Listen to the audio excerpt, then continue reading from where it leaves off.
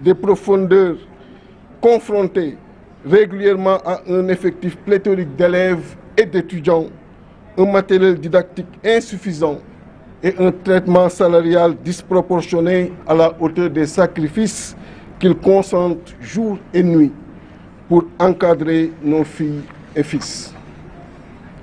J'ai vu l'endurance du jeune étudiant, le visage vide d'espoir du jeune diplômé à la recherche de l'emploi pour enfin prendre le relais de ses parents qui ont tant investi pour sa réussite. J'ai également vu le stress permanent du retraité face à la difficulté de survie avec une modique pension de retraite.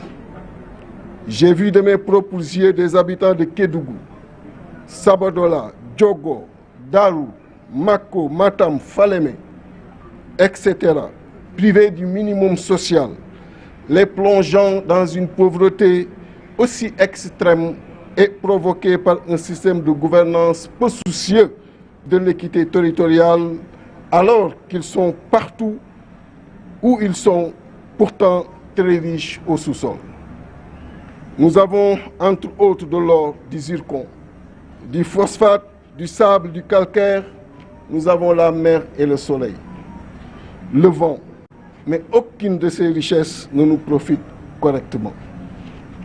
Nous sommes aujourd'hui témoins de la précarité de nos pêcheurs.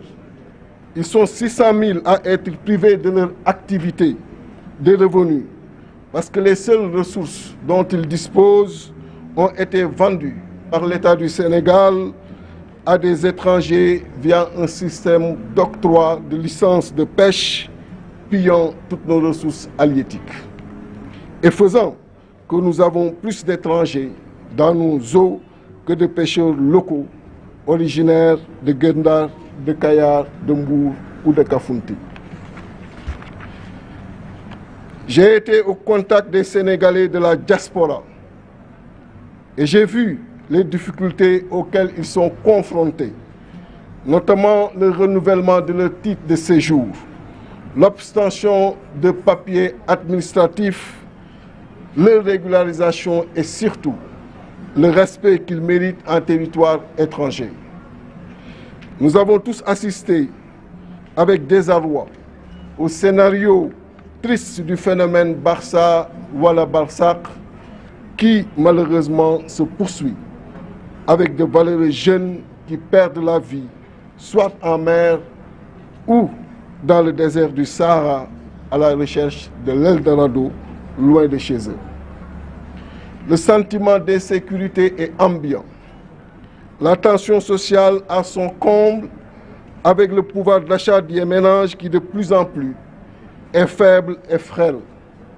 Aujourd'hui, les produits alimentaires ont augmenté de 19,9%, alors que ces denrées représentent le premier poste de dépense du Sénégalais lambda, soit 53,4% de son revenu, puis vient le logement qui est le deuxième poste de dépense des ménages.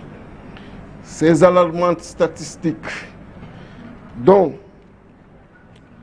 nous enseignent que le Sénégalais de 2023 investit moins dans l'éducation, 1,4% de son revenu, car plus de la moitié de ce revenu est alloué à la consommation, laissant peu de place aux autres postes, et ce n'est point de sa faute. Le niveau d'inflation est insoutenable et asphyxie davantage les citoyens sénégalais.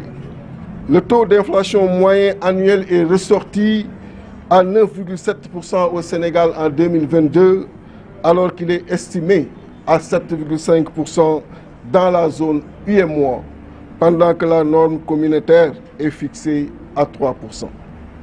Et pourtant, nous avons des milliers d'hectares à notre disposition qui nous sont dotés par la nature. Et ces surfaces pouvaient aujourd'hui nous permettre d'avoir une souveraineté alimentaire et d'être moins dépendants de l'agriculteur étranger pour nourrir le Sénégalais. Chers compatriotes, je vous rappelle que nous disposons de 240 000 hectares au niveau de la vallée du fleuve Sénégal, de 25 000 hectares au niveau de la vallée de l'Anambé et de 150 000 hectares arables sur le reste du pays. Nous avons une riche et assez abondante aquifère, du soleil, une jeunesse valeureuse et déterminée. Mais malgré tout ceci, aujourd'hui, nous continuons à être dépendants de l'extérieur avec une importation moyenne de denrées de première nécessité, dont le riz à hauteur de 1 million de tonnes par an. Mes chers compatriotes, depuis 2012, malgré la cartographie triste et non moins satisfaisante du Sénégal sur le plan socio-économique, la seule volonté nettement affichée du régime actuel et qui lui tient plus à cœur que tout, c'est de réduire l'opposition à sa plus simple expression. Nous avons tous assisté à la chasse aux opposants, à l'interdiction non fondée de manifestations pacifiques avec son lot d'arrestations injustifiées, au torpillage tous azimuts de la Constitution, de ses principes les plus élémentaires, à la liquidation d'adversaires politiques par des dossiers judiciaires, à l'emprisonnement de journalistes, à l'effondrement des valeurs morales dans la politique, à la promotion de l'impunité et de la malgouvernance. Nous avons vu et entendu un président qui n'use de son coude qu'à le mettre sur les dossiers et rapports des corps de contrôle qui mettent à nu des malversations financières de ses partisans politiques. Une telle orientation, renforcée par les velléités de troisième candidature, ne peut que nous exposer à des dérives très préjudiciables à la stabilité du pays et à la cohésion nationale. Parallèlement, les enjeux et défis sont encore immenses que jamais.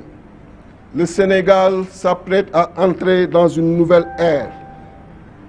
Les bonnes nouvelles de l'exploitation future du pétrole et du gaz, les opportunités du digital et du numérique, la crypto-monnaie, mais aussi la menace du terrorisme, le changement climatique, les dynamiques géopolitiques mondiales, les risques d'implosion d'une bombe sociale, etc.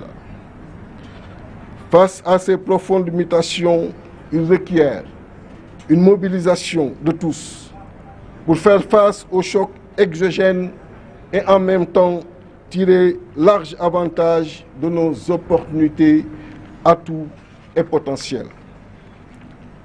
Mes chers compatriotes, croyez-moi tout de même, la solution existe. Cela dépend de notre commune volonté de changement. Dans exactement 12 mois,